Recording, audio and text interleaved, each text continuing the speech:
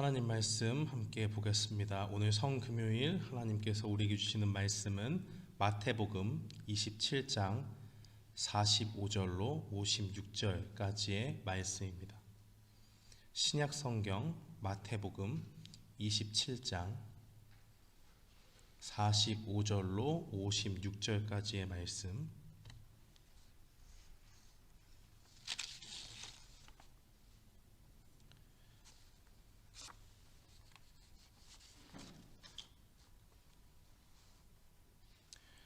우리 다 찾으신 줄 알고 함께 봉독하겠습니다. 제6시로부터 온 땅에 어둠이 임하여 제9시까지 계속되더니 제9시쯤에 예수께서 크게 소리질러 이르시되 엘리 엘리 라마 사박다니 하시니 이는 곧 나의 하나님 나의 하나님 어찌하여 나를 버리셨나이까 하는 뜻이라.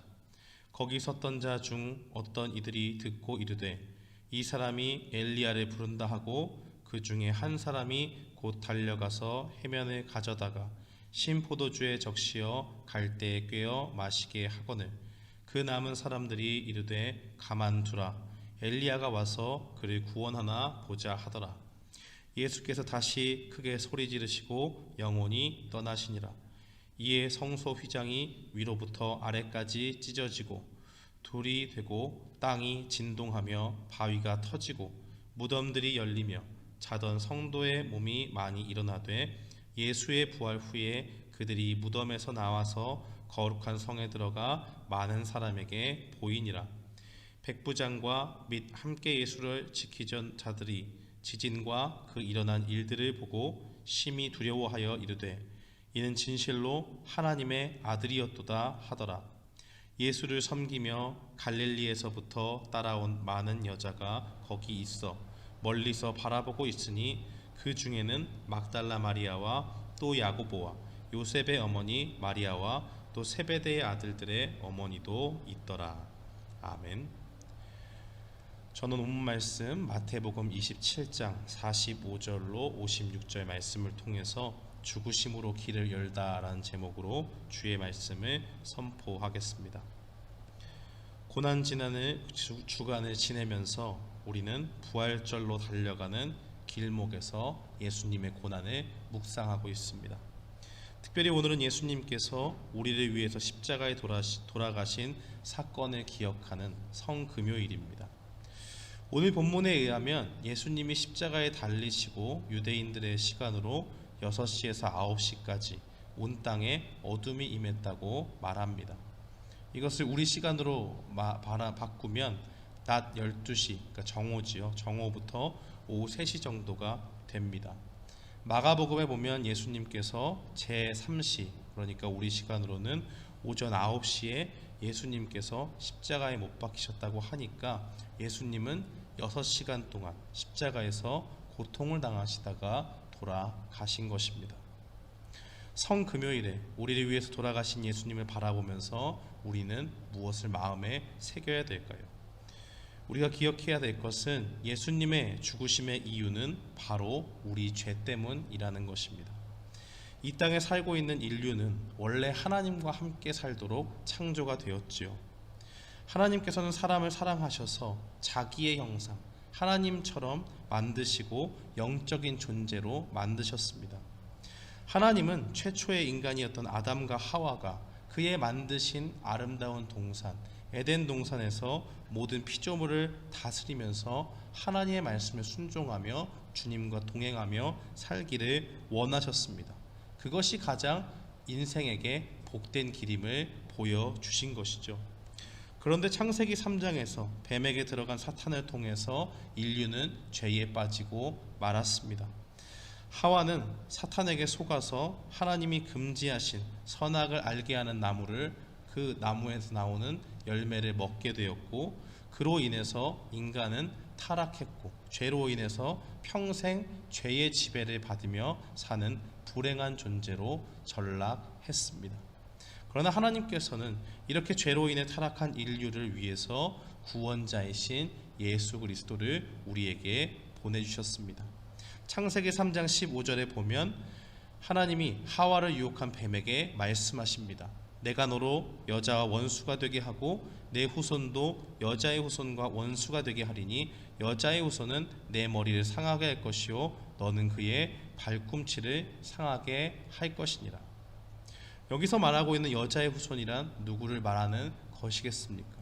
바로 동정녀 마리아가 성령으로 잉태한 그 예수 그리스도를 가리키는 것입니다.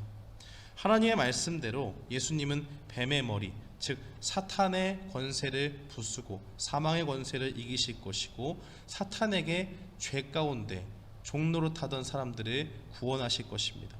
예수님은 그 발꿈치가 십자가에서 죽으심으로 상하게 됩니다. 예수님이 십자가에서 고통을 당하시고 그 피를 흘리심은 곧 무슨 결과를 낳게 될까요? 에베소서 1장 7절 말씀은 증거하기를 우리는 그리스도 안에서 그의 은혜의 풍성함을 따라 그의 피로 말미암아 속량 곧 죄사함을 받았느니라라고 그렇게 증거합니다. 속량이라는 것은 노예였던 그 사람을 매인 것에서 풀어줄 때 지불하는 그것을 이야기하는 것이죠. 금액입니다. 매인 자를 자유하게 놓아줄 때 쓰는 것입니다. 성경은 증거하기를 모든 사람은 죄인이라고 말합니다. 단 한 명의 의인도 없고 모두가 죄의 문제에서 자유로울 수가 없다고 말합니다. 아담이 타락했을 때 우리 가운데 죄가 들어왔고 모든 사람이 죄 가운데 죽을 수밖에 없었습니다. 그래서 우리는 죄의 종노릇하는 자유가 없는 불행한 인간으로 성경은 묘사하고 있습니다. 그런데 이렇게 죽음에 놓인 우리를 위해서 예수님은 무엇을 하셨습니까? 예수님은 십자가에서 자신의 피를 흘리시고 완전한 제물로서 하나님 앞에 자신을 드리셨습니다. 십자가에서 죽으심으로 우리의 죄를 용서하셨습니다. 죄가 더 이상 우리를 지배하지 못하게 하기 위해서 그의 피를 값으로 지불하시고 우리를 죄로부터 사왔다는 말입니다. 히브리서 9장은 죄를 용서하시는 예수님을 증거하고 있습니다. 히브리서 9장 12절 말씀에 보면 염소와 송아지의 피로 하지 아니하고 오직 자기의 피로 영원한 속죄를 이루사 단번에 성소에 들어가셨느니라 라고 그렇게 증거합니다. 히브리서 기자는 동물의 피와 예수님의 피를 비교하고 있습니다. 구약의 백성들은 하나님께 죄를 지으면 동물을 제물로 바치고 그 피를 흘려서 죄의 용서함을 받습니다. 그런데 사람은 이렇게 제사를 지어도 금세 또 죄에 빠지는 연약함을 가지고 있지요. 그래서 하나님께서는 1년에 한 번씩 대속죄일이라는 것을 정하셨습니다. 대제사장이 1년에 한 번씩 하나님 앞에서 대제사장 자신과 또 하나님의 백성 전체가 하나님 앞에 용서받도록 하는 날입니다. 그런데 그때 대제사장은 백성들의 죄를 없애기 위해서 속죄제를 드리면서 염소를 잡고 그 피를 하나님이 만나주시는 속죄소 위와 앞에 뿌리게 됩니다. 그런데 이 속죄소가 어디에 있을까요? 하나님이 거하시는 그 성막 가운데 있고 그 가운데서도 가장 거룩한 지성소에 있습니다. 이 지성소에는 하나님의 언약궤가 있는데 그 언약궤를 덮는 정금으로 만든 덮개가 속죄소입니다.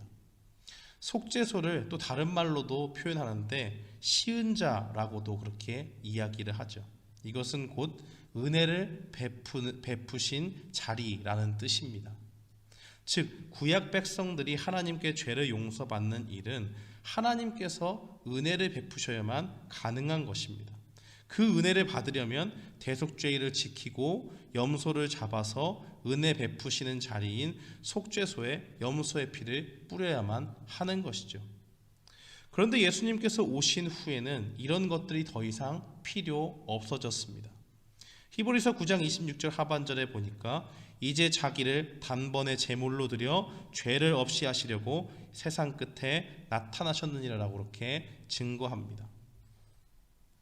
죄가 없으신 예수님께서는 자신을 가리키는 모형인 이 동물의 피가 아니라 완전한 피, 자신의 피, 흠이 없고 거룩하신 예수님의 보혈을 우리를 위해서 흘리셨기 때문에 구약의 제사가 더 이상 필요가 없다는 것입니다.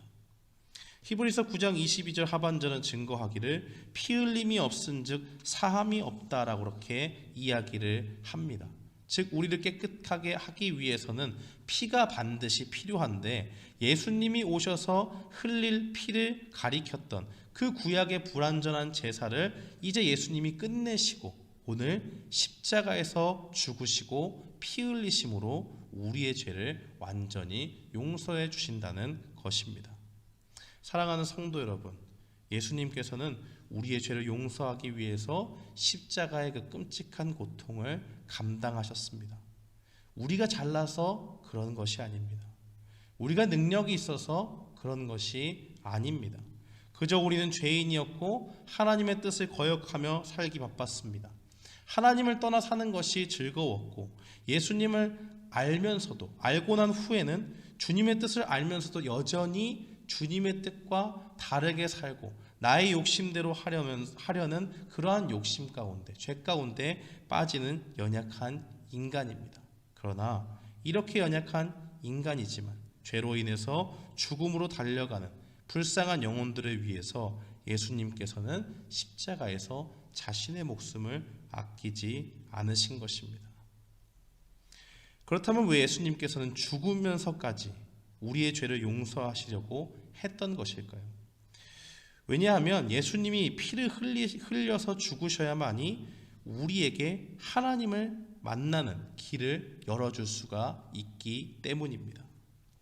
오늘 본문 50절에 보면 예수님이 돌아가시고 바로 어떤 일이 일어나게 됩니까? 51절 말씀에도 나와 있지만 성소의 휘장이 위로부터 아래까지 찢어지게 되는 역사가 일어납니다. 휘장은 성소와 지성소를 구분하는 역할을 하는데요.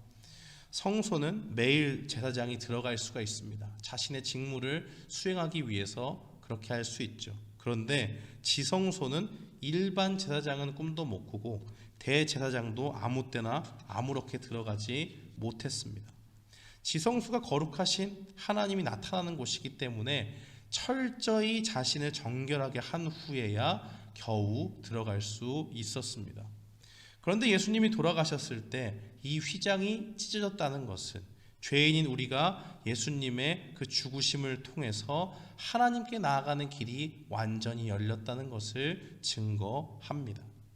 이 일에 대해서 히브리서 10장 19절로 20절은 증거하기를 그러므로 형제들아 우리가 예수의 피를 힘입어 성소에 들어갈 담력을 얻었나니 그 길은 우리를 위하여 휘장 가운데로 열어놓으신 새로운 산길이요 휘장은 곧 그의 육체니라라고 그렇게 증거합니다. 히브리서 기자는 예수님의 피로 성소라고 하는데 이것은 지성소를 가리키는 겁니다. 여기서는요. 이 예수님의 피로 우리가 깨끗해져야만이 그의 공로를 힘입어서 예수님의 그 보혈의 공로를 힘입어서 하나님께 나아갈 담력을 얻는다는 것이죠. 거리낌 없이 하나님 앞에 나아갈 수 있는 유일한 길은 예수 그리스도의 보혈을 의지하는 길뿐입니다.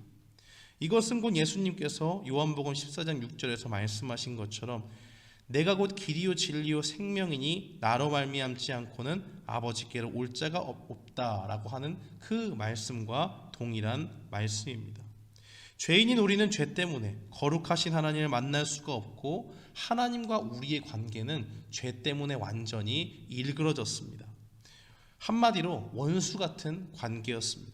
그러나 이 죄로 인해서 망가진 관계는 우리 십자가에서 돌아가신 예수 그리스도의 그 공로로 힘입어서 회복이 됩니다. 에베소서 2장 13절과 14절은 증거하기를 이제는 전에 멀리 있던 너희가 그리스도 예수 안에서 그리스도의 피로 가까워졌느니라. 그는 우리의 화평이신지라 둘로 하나를 만드사 원수된 것을 곧 중간에 막힌 담을 자기 육체로 허시고라고 그렇게 증거합니다.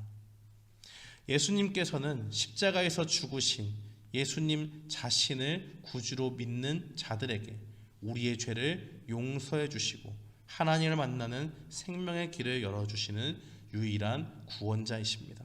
그러므로 우리는 오늘 성금요일을 맞아서 주님의 죽으심의 그 은혜를 깊이 마음 가운데 새겨야 되겠습니다. 예수님의 그 우리의 죄를 용서하시기 위해 이 땅에 오시고 십자가에 달려 돌아가셔서 피 흘리신 것, 그리고 그 죽으심을 통해서 예수님은 우리가 하나님과 화평하게 만드셨고 우리에게 하나님을 만나는 생명의 길을 열어주셨습니다. 이제 하나님을 만나는 생명의 길이 오직 주님을 통해서 우리에게 열렸습니다. 그러므로 오늘 성금요일 십자가에서 돌아가신 주님을 묵상하면서 우리에게 멀어진 이미 끝난 그 죄들을 멀리하고 우리를 사랑하셔서 모든 건 내어주시고 생명까지도 아낌없이 우리에게 주신 주님을 따라 살기로 결단하는 우리 모두가 되기를 주님의 이름으로 축원합니다. 아멘.